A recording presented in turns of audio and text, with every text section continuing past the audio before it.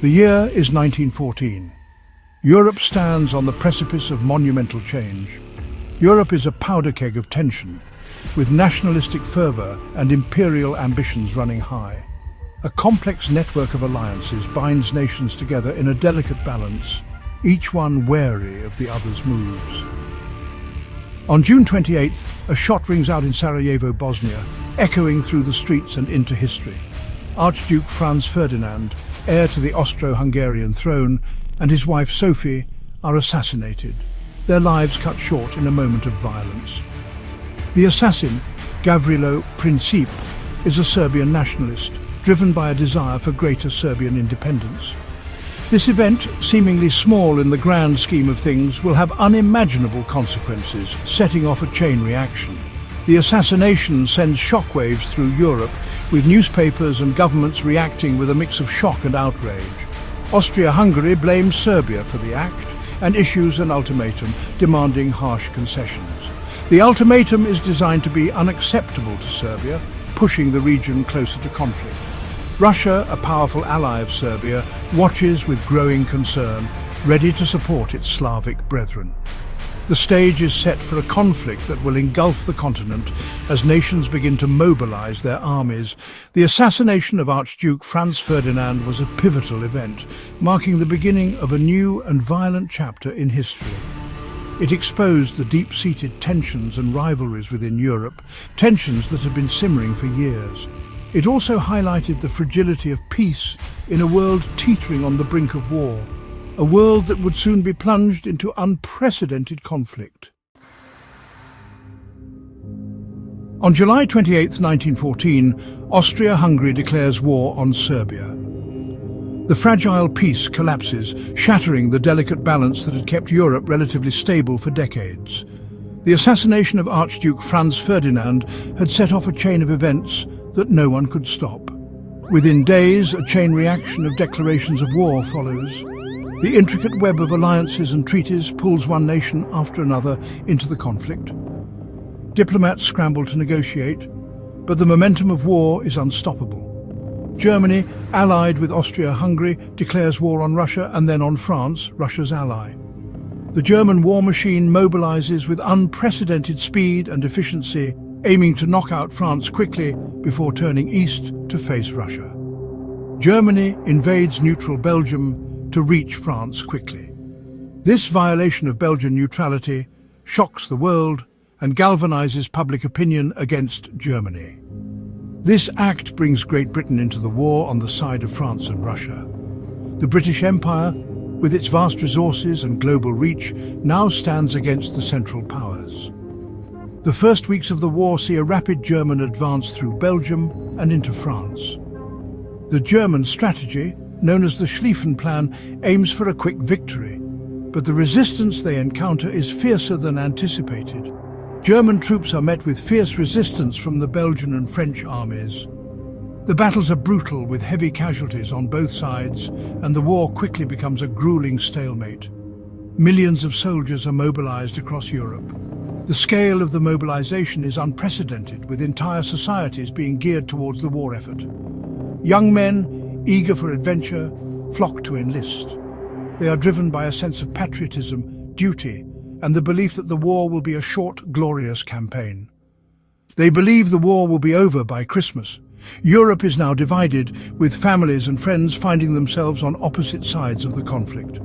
The Central Powers, Germany, Austria-Hungary, and the Ottoman Empire, face off against the Allied powers, Great Britain, France, Russia, and their allies. The stage is set for a conflict that will reshape the world. The world watches in horror as the continent plunges into the abyss of war. The initial enthusiasm quickly fades as the reality of the conflict sets in, bringing unprecedented devastation and suffering. By September 1914, German forces are nearing Paris. The French army, reinforced by British troops, mounts a desperate counterattack along the Marne River. The Battle of the Marne is a fierce and bloody clash. It lasts for 6 days and involves millions of soldiers. The outcome is a strategic Allied victory. The German advance is halted. Paris is saved for now. This battle marks a turning point in the war. It shatters the German hope for a quick victory in the West. It also signals the beginning of a new phase of the war, a stalemate on the Western Front. The Battle of the Marne is a testament to the courage and resilience of the French and British soldiers. It is a stark reminder of the brutal realities of war.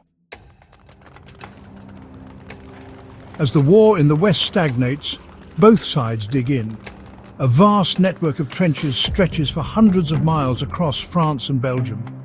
Soldiers on both sides face unimaginable conditions.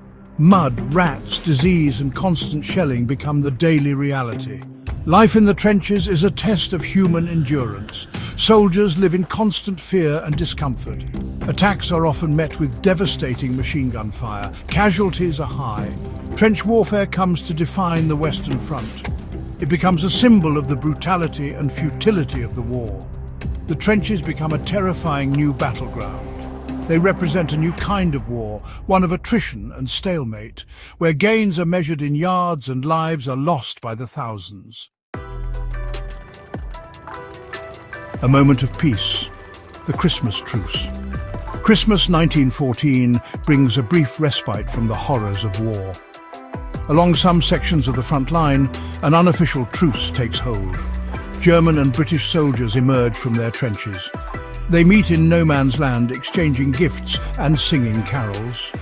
The Christmas truce is a testament to the shared humanity of the soldiers. It is a reminder that even in the midst of war, hope and compassion can prevail. However, the truce is short-lived. The war resumes with its full fury. The hope for a lasting peace fades. The Christmas truce is a poignant reminder of the absurdity of war. It is a glimmer of light in the darkness, a testament to the enduring power of the human spirit. Bloodshed and stalemate, the battles of 1915. This year marks a period of intense and relentless conflict, with no clear victor in sight. The year 1915 brings no respite from the carnage of war. The landscapes are scarred, and the human cost continues to rise. New fronts open, and existing ones continue to demand a terrible price. Soldiers face unimaginable hardships, fighting in diverse and often brutal conditions. In April, the Gallipoli campaign begins. This ambitious operation aims to secure a strategic advantage in the Dardanelles.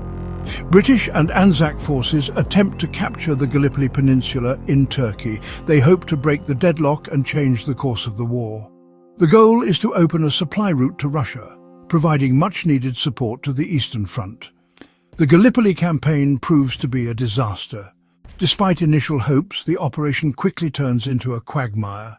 The landings are met with fierce Turkish resistance. The terrain is unforgiving, making progress nearly impossible. Casualties on both sides are heavy. The human toll is staggering, with thousands of lives lost in the brutal fighting.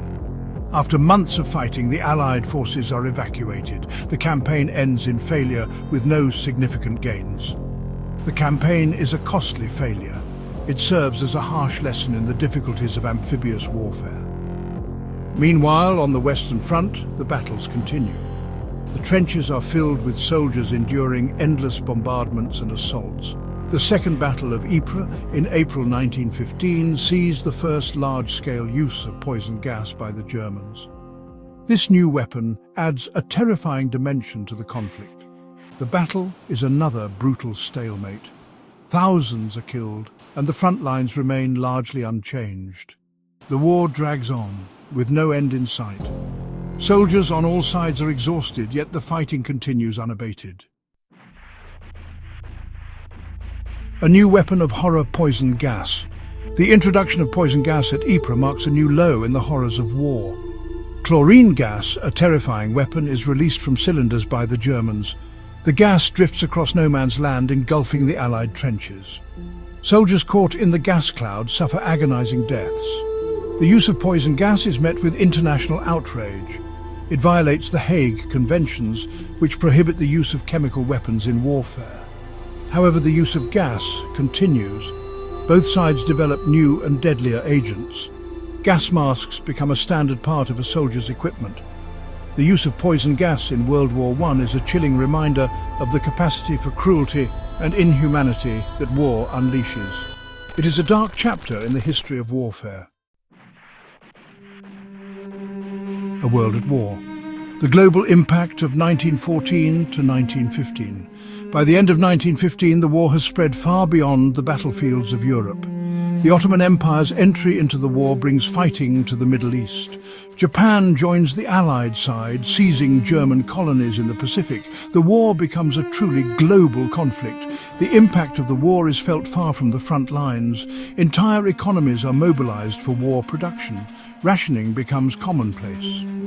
The war also leads to significant social changes. With millions of men away fighting, women take on new roles in the workforce and society.